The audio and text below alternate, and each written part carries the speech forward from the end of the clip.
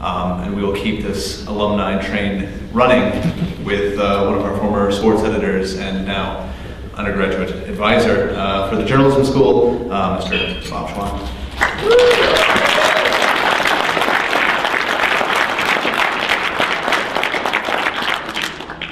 Hi, everybody.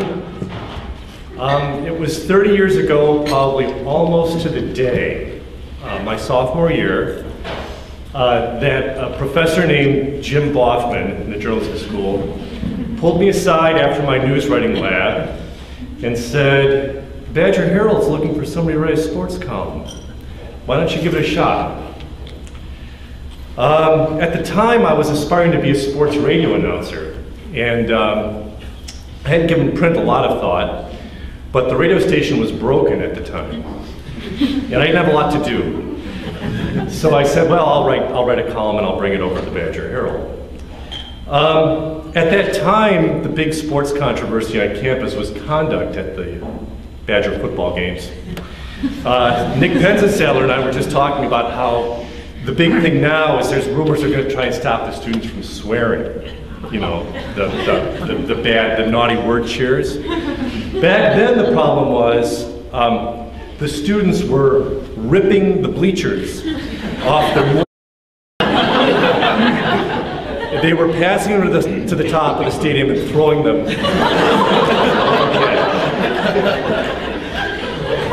So I wrote a column saying, you know, they should just be glad we're paying to watch this rotten football team. And it also said, you know, if the football team were better, maybe we wouldn't be ripping the stadium apart in sheer boredom. They printed the column. It turned out to be a fairly popular sentiment around campus. And the sports editor said, why don't you give me a column just like this every Tuesday? And so my journalism career was launched. Not long after that, several weeks, I was walking from the Badger Candy Kitchen up on the Capitol Square, which was the only place I could afford to eat except the dorms and McDonald's. And I was walking back to campus, and I was walking and I heard some commotion over at the Capitol. There was a little crowd over on the steps of the Capitol, just a small little demonstration. Demonstrations were a little more common around town back then. And I heard through the megaphone the words Badger Herald. And I thought, well, that's my newspaper. And I have to admit at this point, I was not the world's most politically conscious student. I was a sports dude. And I had not really been reading what else was in the Badger Herald besides the sports page. Yeah, but I figured I'd go over and see what they were talking about. Maybe I could answer some questions. I was from the Herald. So I got to the Capitol steps, and the gentleman who was at the top of the Capitol steps was gesticulating wildly with a copy of the Badger Herald. And I got there sort of in the middle, so I couldn't really tell what he was talking about. And also he was pretty angry, so it was hard to understand what he was saying. But I did get at the end, at the very climax, I did get it when he pulled out a lighter and lit the Badger on fire. And my first thought was, my column's in there. And then my second thought was, maybe I'm not the only person who's been writing controversial things in the Badger Herald. So I walked back down State Street and I decided to detour into the Herald offices. And Robert Ritholtz was sitting, as he usually was at that time, was sitting in the office. And I said, Robert, they're burning the Badger Herald at the Capitol. And Robert looked at me and he leaned back in his chair and went,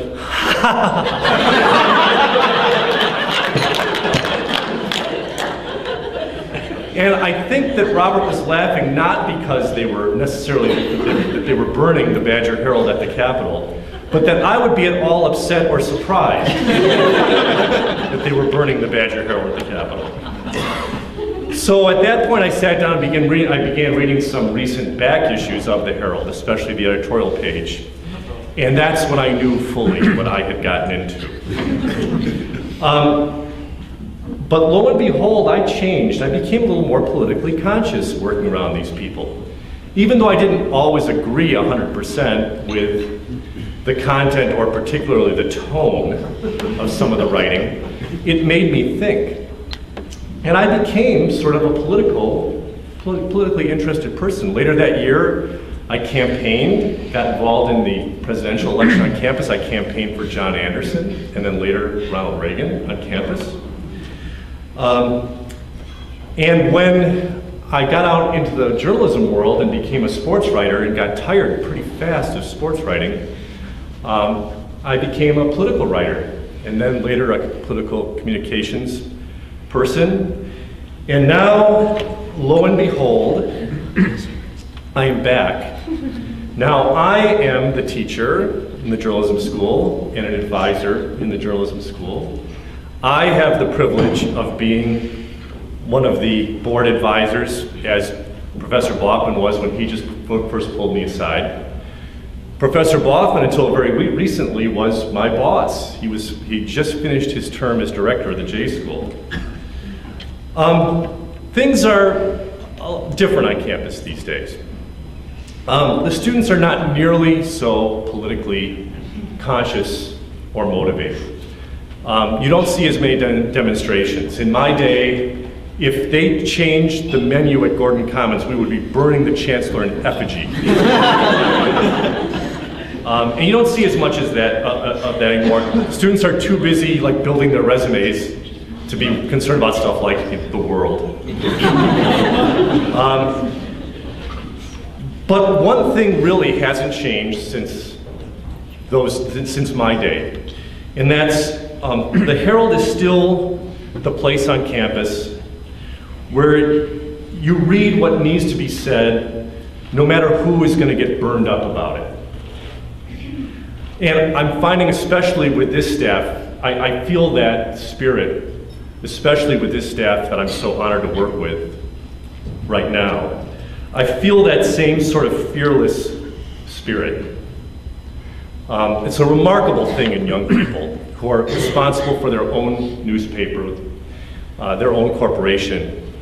And I think that spirit of no fear, of saying what needs to be said, regardless of who might be upset, that is what makes the Herald still, as it was in my day, and as it was when it was first founded, independent in the finest sense of the term.